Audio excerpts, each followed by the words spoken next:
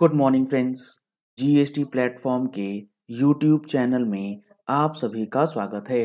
जी हाँ फ्रेंड्स, एक सिचुएशन जो काफ़ी लोग फेस करते हैं वो ये है कि आपका जो है वो सेल रिटर्न करना है, और ये सेल रिटर्न करने के लिए जो आपको प्रोसीजर दिया गया है जीएसटी के लॉ में, उसमें ये बताया गया है कि जो सप्लायर है यानी कि जिसने ये सेल करी है वो क्या करेगा।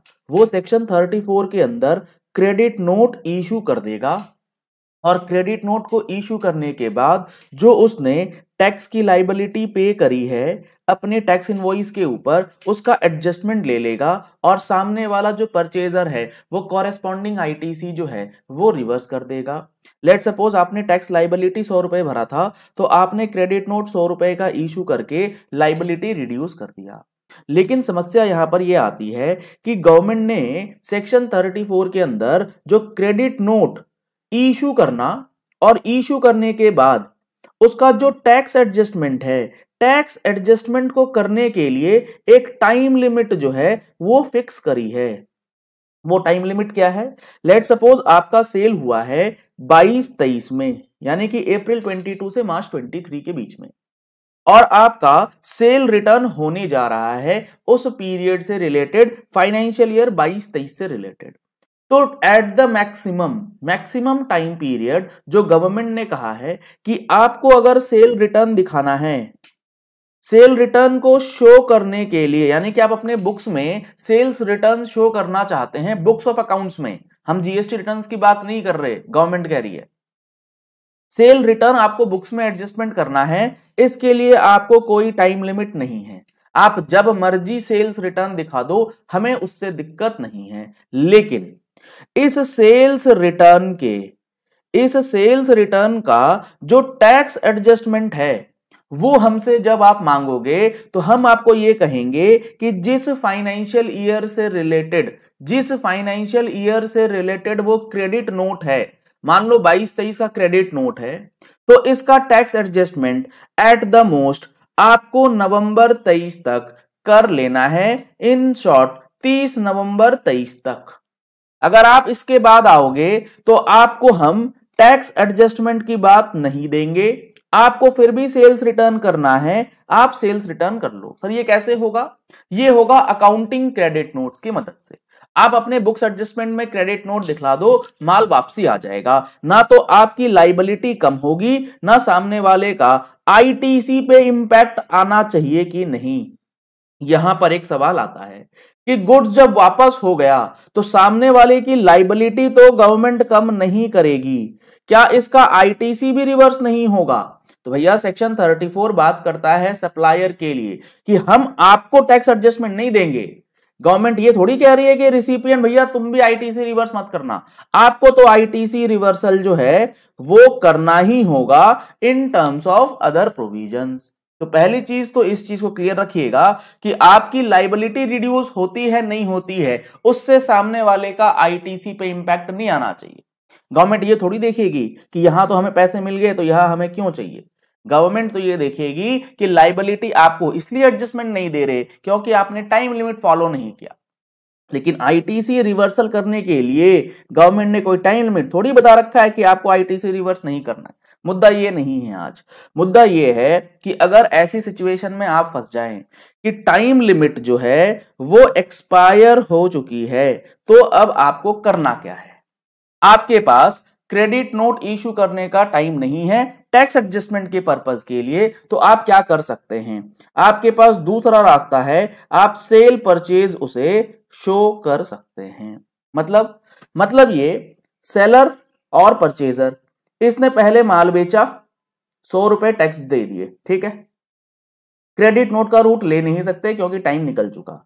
अब ये परचेजर इसे माल भेजना चाहता है वापस, तो क्रेडिट नोट में भेजेगा तो नुकसान होगा क्योंकि लाइबिलिटी इसकी कम होगी नहीं, इसका आईटीसी रिवर्स हो जाएगा। तो ये जो परचेजर है वो क्या करे, जिस माल के ऊपर इसने 100 रुपए का आईटीसी ले रखा है वो माल दिखा दे कि इस परचेजर ने इस सेलर को भेजा है।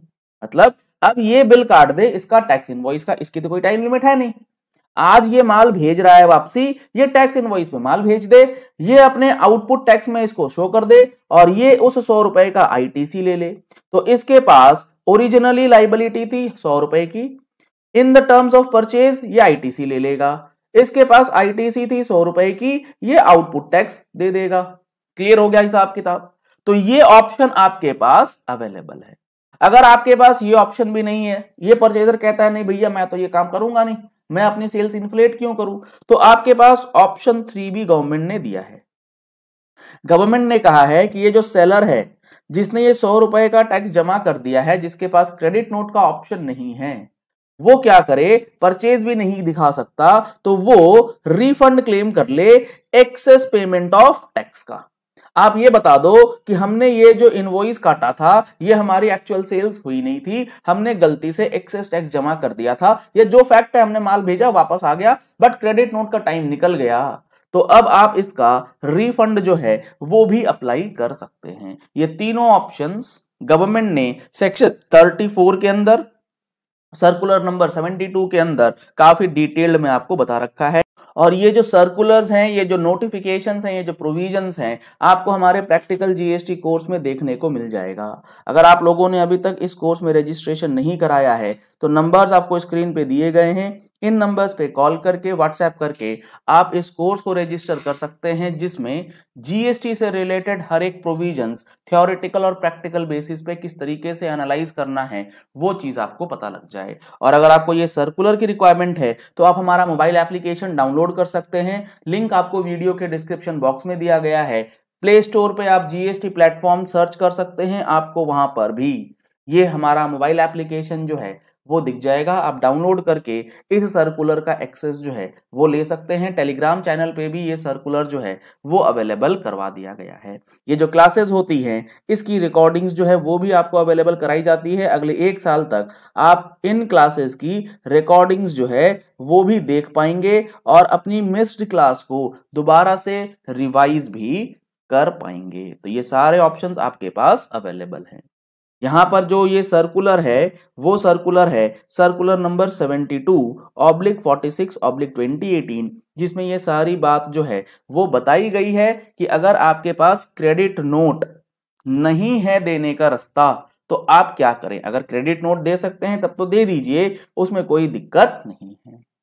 अगर यहां पर मैन्युफैक्चरर है, अगर इस क्वेश्चन में ट्रेडर की जगह पर मैन्युफैक्चरर है तो इसका जो बैक एंड पे रॉ मटेरियल होता है उसके आईटीसी का भी रिवर्सल जो है in terms of circular number 72 किया जाना चाहिए। और ये सारी बात हम लोग अपने मंथली टैक्स मैगजीन के अंदर जैसे जैसे अपडेट्स आते हैं आपको प्रोवाइड करते हैं। अगर आप लोगों ने अभी तक टैक्स मैगजीन का सब्सक्रिप्शन नहीं लिया है तो दिए गए नंबर्स पे कॉल करके व्हाट्सएप करके आप टैक्स मैगजीन का सब्सक्रिप्शन जो है वो भी करा सकते हैं। अगर मैं आपको सर्कुलर की लाइनिंग पढ़ा दूं जो अभी हमने डिस्कस किया है तो आपको चीजें और क्लियर हो जाएंगी।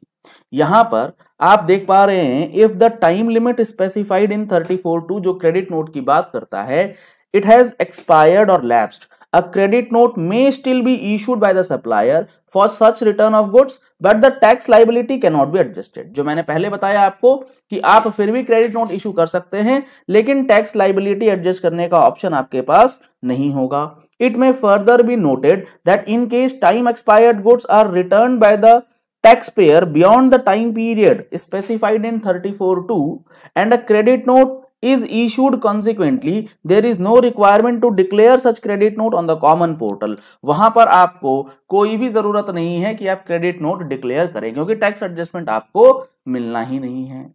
तो इस केस में which have been returned time goods अगर आपको रिटर्न करना है तो आपको क्या करना पड़ेगा, तो इसके लिए आपको गवर्नमेंट ने ये बता रखा है कि आप उसे परचेज सेल के रूप में ट्रीटमेंट दिखा सकते हैं या आप उसका रिफंड जो है वो भी क्लेम कर सकते हैं।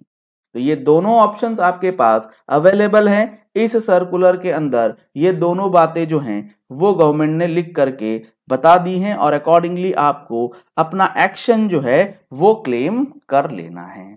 तो आशा करते हैं आपको ये पॉइंट जो है अब क्लियर हो गया होगा कि किस तरीके से आप इस particular sales return of time expired goods चाहे वो किसी भी कैटेगरी का हो, ब्रेकज हो, एक्सपायरी हो, कुछ भी हो, आप इस कंडीशंस को फॉलो करके, ये तरीका अपना करके अपनी लाइबिलिटी को रिड्यूस कर सकते हैं या फिर एक्सेस टैक्स का जो है वो रिफंड क्लेम कर सकते हैं।